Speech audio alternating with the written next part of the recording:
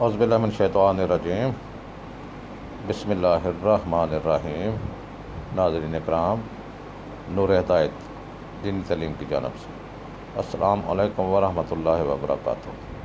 तो नाज़रीन इकराम, सूरत अल-माइदा आयत नंबर 82 तक का तर्जुमा जनाब की खिदमत में पहुँच चुका है। और आज मैं सूरत अल-माइदा पारा नंबर 7 का शुरू से लेकर आयत नंबर 103 तक, सूरत नंबर 83 से लेकर आयत नंबर 103 तक का तर्जुमा आप तक पहुंचा रहा हूं। तो इससे पहले जिन्होंने अभी तक मेरे चैनल को सब्सक्राइब नहीं किया, उनसे गुजारिश है कि इसको फौरी सब्सक्राइब कर लें, साथ लगे हुए घंटी के बटन को भी दबा दें ताकि हर आने वाली वीडियो आप तक ज़रूर पहुँची जाए। तो नाज़रीन इकराम, मेरी आप सबसे एक गुजारिश है कि मेरी को दूसरा क्लिप देखें या ना देखें, ये जो कुरान मजीद का उर्दू तर्जुमा है इसको प्लीज़ ज़रूर देखा करें, क्योंकि हम सबको मुसलमान को पता चले कि कुरान मजीद में अल्लाह ताला हमें क्या हुक्म सुना रहे हैं, क्या वईदें दे रहे हैं, क्या खुशखबरियाँ दे रहे हैं, क्या कुछ बता रहे हैं। तो ये तभी हमें पता चलेगा जब हम कुरान मजीद फुरकान हमीद का उर्दू तर्जुमा सुनेंगे। अरबी तो हम पढ़ते हैं लेकिन तर्जुमा पढ़ने का टाइम ही बहुत कम मिलता है, तो इसलिए मैं ये स्टार्ट किया हुआ है कि ये चलते फिरते भी मोबाइल से आप कुरान मजीद का उर्दू तर्जुमा सुन सकते हैं और राह हिदायत हासिल कर सकते हैं। तो आइए हम चलते हैं अपने असल सबक की तरफ कि जो कुरान मजीद फुरकान हमीद हमें क्या बता रहे हैं। ये आयत नंबर 83 से लेकर 83 से शुरू करते हैं। तो आइए हम सब सुनते हैं। औज़ुबिल्लाहि मिनश्शैतानिर्रजीम बिस्मिल्लाहिर्रहमानिर्रहीम। और यही वजह है कि इनमें से बाद सच्चे ईसाई जब इस कुरान को सुनते हैं और रसूलुल्लाह सल्लल्लाहु अलैहि वसल्लम की तरफ उतारा गया है तो आप इनकी आँखों को अश्करेज़ देखते हैं। ये आंसुओं का झलकना इस हक़ के बायस है जिसकी उन्हें मार्फत नसीब हो गई है। साथ ये अर्ज़ करते हैं कि ए हमारे रब, हम तेरे भेजे हुए हक़ पर ईमान ले आए हैं, सो तो हमें भी हक़ की गवाही देने वालों के साथ लिख दे। और हमें क्या है कि हम अल्लाह पर और उसके हक़ यानी हज़रत मोहम्मद सल्लल्लाहु अलैहि वसल्लम और कुरान मजीद पर जो हमारे पास आया है ईमान ना लाएं। हालांकि हम भी ये तमा रखते हैं कि हमारा रब हमें नेक लोगों के साथ अपनी रहमत जन्नत में दाखिल फरमा दे। सो अल्लाह ने इनकी इस मोमिनाना बात के इवज़ उन्हें सवाब में जन्नतें अता फरमा दी जिनके नीचे नहरें बह रही हैं, वो इनमें हमेशा रहने वाले हैं और यही नेकोकारों की जज़ा है। और जिन लोगों ने कुफ्र किया और हमारी आयतों को जुटलाया वही लोग दोज़ख में रहने वाले हैं। ए ईमान वालो, जो पकीज़ा चीज़ें अल्लाह ने तुम्हारे लिए हलाल की हैं उन्हें अपने ऊपर हराम मत ठहराओ और ना ही हद से बढ़ो। बेशक अल्लाह हद से तजावज़ करने वालों को पसंद नहीं फरमाता। और जो हलाल पकीज़ा रिज़्क़ अल्लाह ने तुम्हें अता फरमाया है इससे में से खाओ और अल्लाह से डरते रहो जिस पर तुम्हें ईमान रखते हो। अल्लाह तुम्हारी बेमकसद और गैर संजीदा कस्मों में तुम्हारी गिरफ्त नहीं फरमाता, लेकिन तुम्हारी इन संजीदा कस्मों पर गिरफ्त फरमाता है जिन्हें तुम इरादी तौर पर मजबूत कर लो। अगर तुम ऐसी कसम को तोड़ डालो तो इसका कफ़ारा 10 मस्कीनों को औसत दर्जा का खाना खिलाना है जो तुम अपने घर वालों को खिलाते हो। इसी तरह इन मस्कीनों को कपड़े देना है जो एक गर्दन यानी ग़ुलाम या लौंडी को आज़ाद करना है।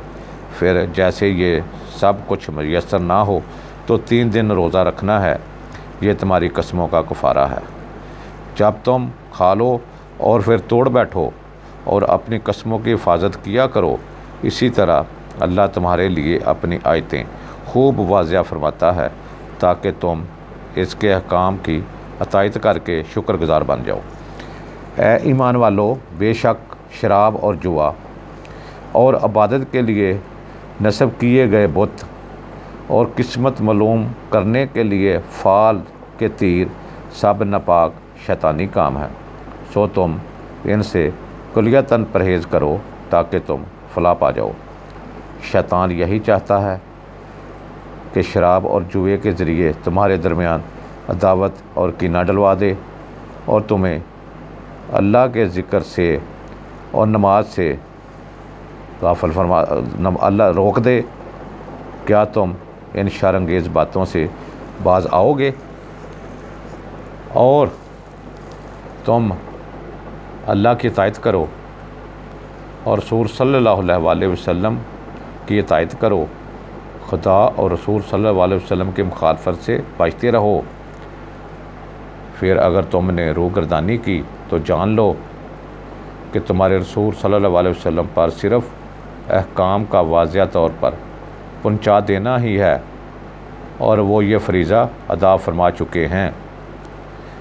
ان لوگوں پر جو ایمان لائے اور نیک عمل کرتے رہے، اس حرام میں کوئی گناہ نہیں جو وہ حکم حرمت اترنے سے پہلے کھا پی چکے ہیں، جب کہ وہ بقیہ معاملات میں بچتے رہے اور پھر دیگر احکام الہی پر ایمان لائے اور ایمان صالح پر عمل پیرا رہے۔ پھر احکام حرمت کے آ جانے کے بعد بھی ان سب حرام اشیاء سے پرہیز کرتے رہے اور ان کی حرمت پر صدق دل سے ایمان لائے، پھر صاحبان تقویٰ ہوئے اور بالآخر صاحبان احسان یعنی اللہ کے خاص محبوب مقرب و نیکوکار بندے بن گئے، اور اللہ احسان والوں سے محبت فرماتا ہے۔ اے ایمان والو، اللہ کسی قدر ایسے شکار سے تمہیں ضرور آزمائے گا جس تک تمہارے ہاتھ اور تمہارے نیزے پہنچ سکتے ہیں، تاکہ اللہ اس شخص کی پہچان کروا دے جو اس سے غائبانہ ڈرتا ہے۔ پھر جو شخص اس کے بعد بھی حد سے تجاوز کر جائے تو اس کے لیے دردناک عذاب ہے۔ اے ایمان والو، تم حرام کی حالت میں شکار کو مت مارا کرو، اور تم میں سے جس نے بحالت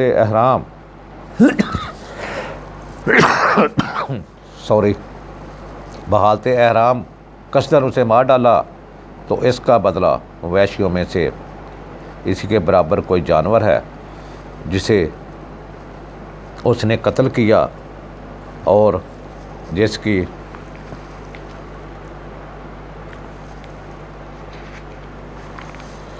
نسبت تم میں سے دو عادل شخص فیصلہ کرے کہ واقعہ یہ جانور ایسے شکار کے برابر ہے، بشرطے کہ وہ قربانی کعبہ پہنچنے والی ہو، یا اس کا کفارہ چند محتاجوں کا کھانا ہے، یعنی جانور کی قیمت کے برابر معمول کا کھانا جتنے بھی محتاجوں کو پورا آ جائے، یا اس کے برابر یعنی جتنے محتاجوں کا کھانا ہے اس قدر روزے ہیں، تاکہ وہ اپنے کیے کے بوجھ کا مزہ چکھے۔ جو کچھ اس سے پہلے ہو گزرا اللہ نے اسے معاف فرما دیا، اور جو کوئی ایسا کام دوبارہ کرے گا تو اللہ اس سے نافرمانی کا بدلہ لے گا، اور اللہ بڑا غالب بدلہ لینے والا ہے۔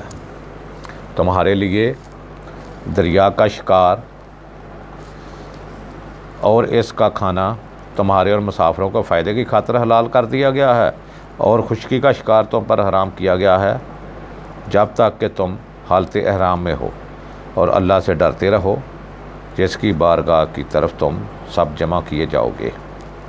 اللہ نے عزت و ادب والے گھر کعبہ کو لوگوں کے دینی اور دنیوی امور میں قیام امن کا باعث بنا دیا ہے، اور حرمت والے مہینے کو اور کعبہ کی قربانی کو اور گلے میں علامتی پٹے والے جانوروں کو بھی جو حرم کعبہ میں لائے گئے ہوں، سب کو اس نسبت سے عزت و احترام عطا کر دیا گیا ہے۔ یہ اس لیے کہ تمہیں علم ہو جائے کہ جو کچھ آسمانوں میں ہے اور جو کچھ زمین میں ہے اللہ خوب جانتا ہے، اللہ ہر چیز سے بہت واقف ہے۔ جان لو اللہ سخت گرفت والا ہے، اور یہ کہ اللہ بڑا بخشنے والا، بہت رحم فرمانے والا بھی ہے۔ رسول اللہ صلی اللہ علیہ وسلم پر احکام کاملاً پہنچا دینے کے سوا اور کوئی ذمہ داری نہیں، اور اللہ وہ سب کچھ جانتا ہے جو تم ظاہر کرتے ہو، جو تم چھپاتے ہو۔ فرما دیجئے پاک اور ناپاک دونوں برابر نہیں ہو سکتے۔ اے مخاطب، اگرچہ تمہیں ناپاک چیزوں کی کثرت بھلی لگے، پس اسے عقل مند لوگو، تم کثرت و قلت کا فرق دیکھنے کی بجائے اللہ سے ڈرا کرو تاکہ تم فلاح پا جاؤ۔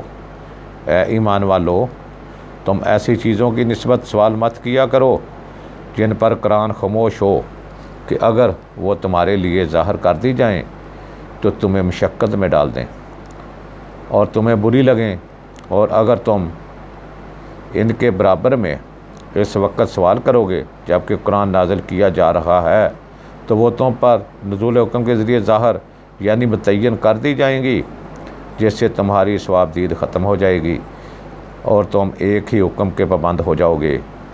اللہ نے ان باتوں اور سوالوں سے اب تک درگزر فرمایا ہے، اور اللہ بڑا بخشنے والا بردبار ہے۔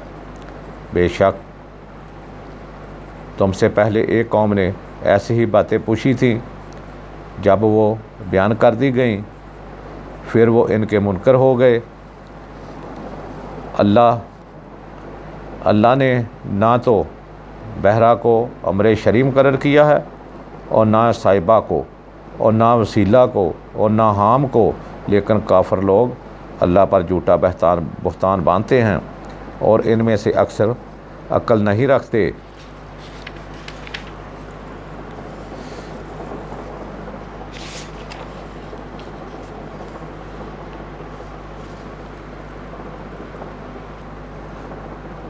تو ناظرین کرام، اس کے ساتھ ہی میں اجازت چاہتا ہوں۔ انشاءاللہ اگلی ویڈیو کے ساتھ بہت جلد پیش ہوں گا۔ خدا حافظ والآخر دعوانا الحمدللہ رب العالمین۔ السلام علیکم ورحمۃ اللہ وبرکاتہ۔